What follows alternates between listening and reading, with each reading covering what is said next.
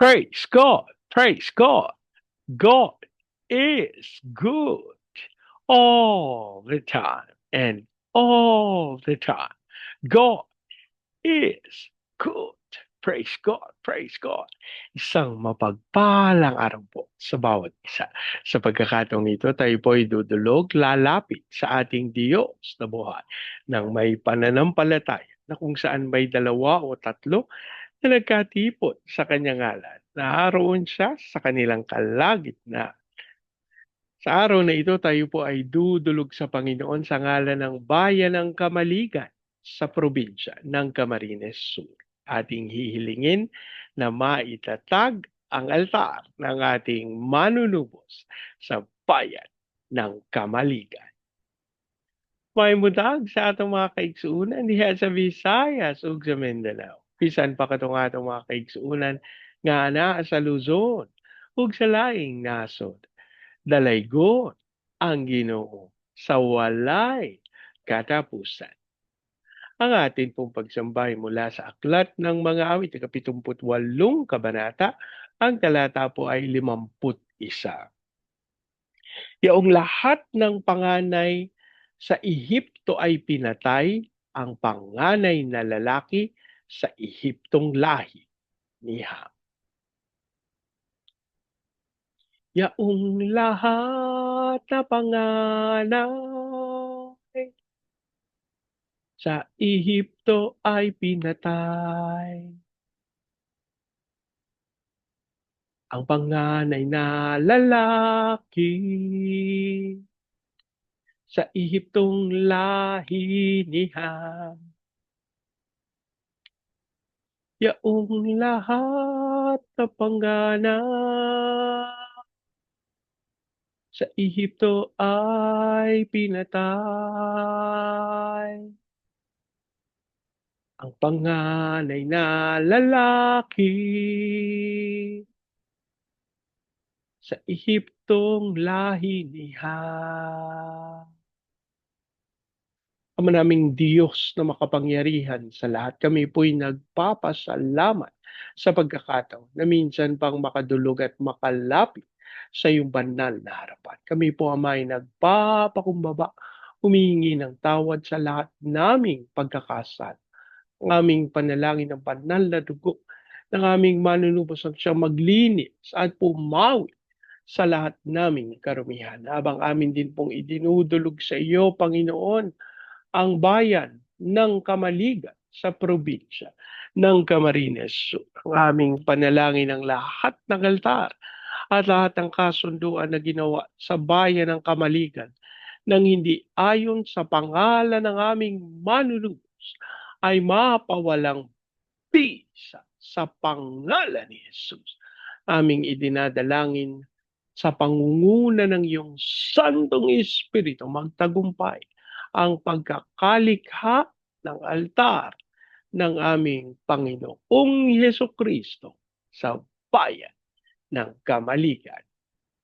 Maraming salamat po. Ang aming pag-asa, tinugon nyo at tinanggap namin ang aming panalangin sa pangalan ng aming Panginoong Yesus.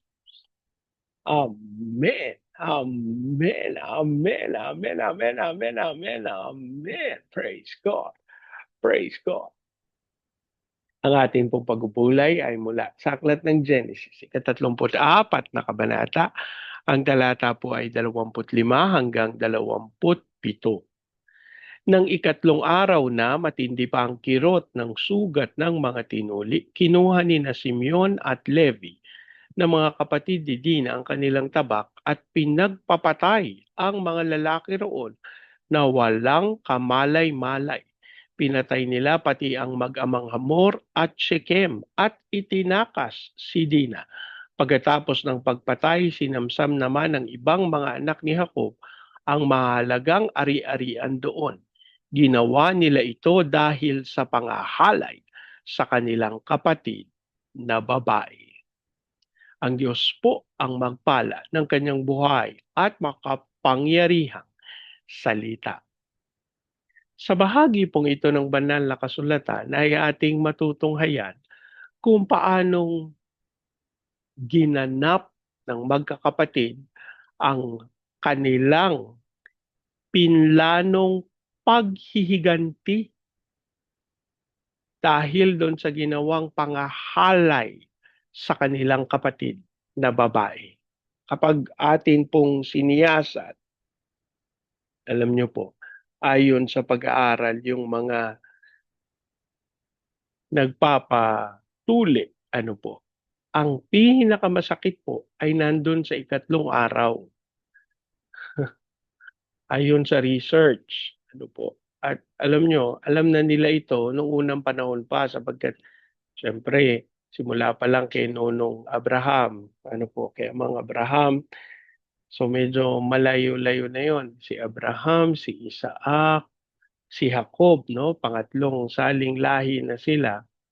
So at least may kaunawaan na sila na ito yung mga mangyayari sa mga ganitong panahon.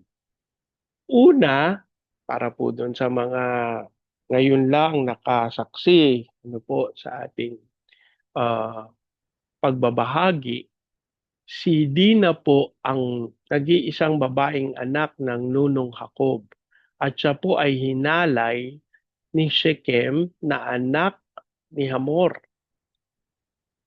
Nung siya ho ay ginahasa, naku, wala ho yung mga kapatid.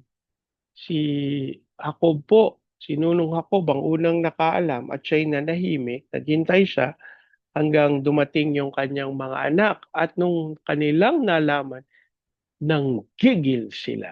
Ano po, nagplano sila pero wala silang sinasabi hanggang dumating na nga si Hamor at si Shechem at pinapakiusap na makuha, mapangasawa si Dina at gusto nila na matuloy na yung kanilang mga salinlahi makapagpangasawahan. Sabi ng mga anak ni Nunong Jacob, papayag kami basta magpapatuli kayo. At ayun na nga, nung ikatlong araw na matapos silang magpatuli, sila ay pinagpapatay. Alam niyo po, isa ito sa mga kaganapan sa banal na kasulatan na tinutukoy ng mga hindi nananampalataya na marahas, ano po, na hindi sila makapaniwala ng isang aklat na ginagamit sa relihiyon ay nagtataglay ng mga ganitong kwento. Pero alam niyo po, ang kaganapang ito ay normal o hindi naman normal kung hindi karaniwan na kaganapan kapag ka, di ba po yung kaisipan na pinangahasan ang iyong kapamilya, ano po, ginahasa ang iyong kapamilya. Siyempre, ikaw naman hindi mananahimik lang basta-basta, ano, may gagawin kang hakbang. At iyon po yung ginawa ng mga kapatid ni Dina na siyang ginahasa ni Shechem. Pero ayaw po yan ng mga hindi nananampalataya sa banal na kasulatan. Kasi bakit kailangan na may mga marahas na kaganapan sa isang relihiyosong aklat?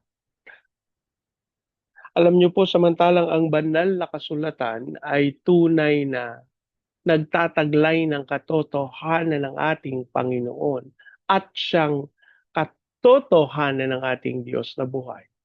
Mga kapatid, hindi natin maikakaila na ang mga nakasulat dito, yung mga tao na gumaganap ng mga kapanapanabik na aksyon, mga totoong tao. Hindi po sila mga talinhaga, hindi po sila mga inisip lang. Sila po ay may totoong pakiramdam. Ito po yung pagpapatunay na ang banal na kasulatan, although ito ay isinulat ng mga tao, ito po ay nagtataglay ng mga katotohanan ng mga totoong tao. At sinasabi ng Panginoon sa atin na ang mga kaganapang ito ay maaring mangyari kapag walang pakikipag-ugnayan sa Diyos, kapag walang paraan na alamin ang kalooban ng Diyos. Kasi po, itong mga anak ni Nunong Jacob, hindi naman sila humingi sa Panginoon at sinabi na nalangin, ano po ang marapat naming gawin? Wala pong gano'n. Ano po? Sila yung nagdesisyon. Napag-isipan nila, ito yung kailangan nating gawin para makuha natin, maganap natin yung paghihiganti. At totoo po, dahil doon sa kanilang kaisipan, sa Bisaya pa, ang tawag po namin dito maru. Ano po, yung mapanlamang na kaisipan, sila po ay nagtagumpay. Oo nga, Bernie. Pero paano nga natin haharapin yung mga tao na nagsasabing, bakit may ganyang nakasulat sa inyong banal na kasulatan? Balikan po natin yun. Dahil po sa katotohanan ang banal na kasulatan ay nagpapakita sa atin ng pamamaraan kung paano tamang mabuhay sa sanlibutan ito. At ang pamamaraang ito ay hindi nakabase dun sa kaisipan na hindi katotohanan. Ano po? Ipinapakita ng banal na kasulatan sa atin yung mga posibilidad. At alam niyo po, ang salita ng Diyos ay naghahatid sa atin sa mga pwede nating gawin. Ayan po, ipinakita sa atin.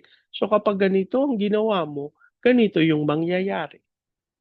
Mga kapatid, wag nating kakalimutan na ang kaganapang ito ay tila naging binhi para sa mga susunod na panahon, nagkaroon ng mga hindi magagandang pangyayari sa buhay ng pamilya ng ating nunong hako. Ano po?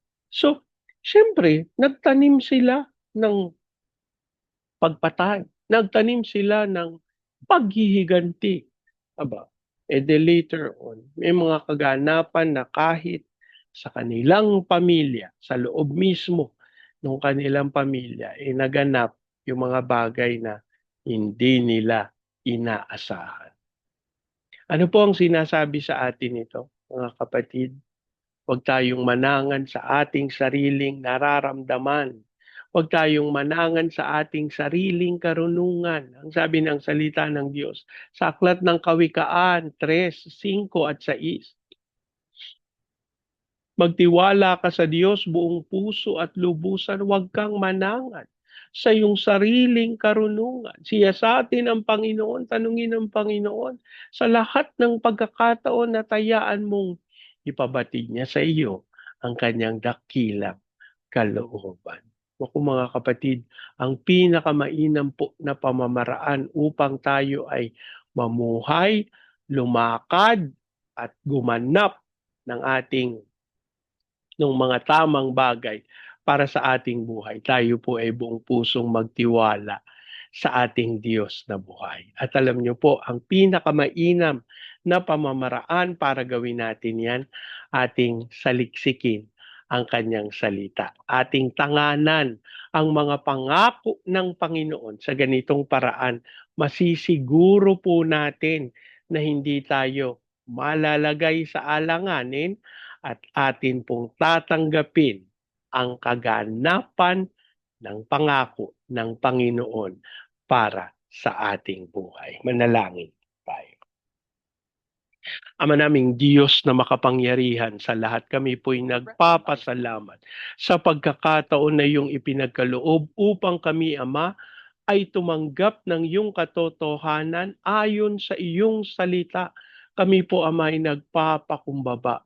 Lord, inaamin namin yung mga pagkakataon na kami ay nakagawa ng mga hindi ayon sa iyong kalooban. Lord, kasi po, inuna namin yung aming pakiramdam, inuna namin yung aming mga sariling pagpaplano at aming binaliwala ang iyong katotohanan. At sa oras na ito ang aming hiling, kami po ay liwanagan mo. Hayaan mong ang landas ng katwiran at katotohanan ng siyang aming malakaran sa ganitong paraan, kami po ay magtatagumpay at maganap namin ang iyong dakilang kalooban. At sa pangalan ng aming Panginoong Yesus, hayaan mo kaming magtagumpay sa pagsunod sa iyong dakilang naisin. Habang patuloy po naming idinudulog sa iyo ang bayan ng Kamaligan sa probinsya ng Camarines Sur, ang aming hiling, ang katawan ng aming Panginoong Hesus Kristo sa bayan ng Kamaligan ay makita mong nagpapakumbaba, may unawaan, dumadaloy ang pagmamahalan, dumadaloy ang pagkakaisa, maging dahilan kung bakit ang Santong Espiritu ang siyang magtatatag ng altar ng aming Panginoong Hesus Kristo sa bayan ng Kamaligan. Maging dahilan nito, Panginoon, na dumaloy ang fire of revival. At hayaan mong dumaloy ang iyong mga himala, ang iyong kapangyarihan, ang mga hinihintay namin, Panginoon, na pagdulog at paglapit sa iyo. And by faith, hayaan mong dumaloy ito sa Baguio City, Cagayan de Oro, Legazpi, Lipa, Manila, Pampanga, Pateros. Kilusan mo po ng may kapangyarihan ang mga bayang ito. Hayaan mong maunawa nila ang dakilang pagkatawag mo. At hayaan mong sila man ay tumanggap ng pag-unlad katulad ng ipinangako mo. Hayaan mong ito din po ay maranasan ng buong Luzon, Visayas at Mindanao.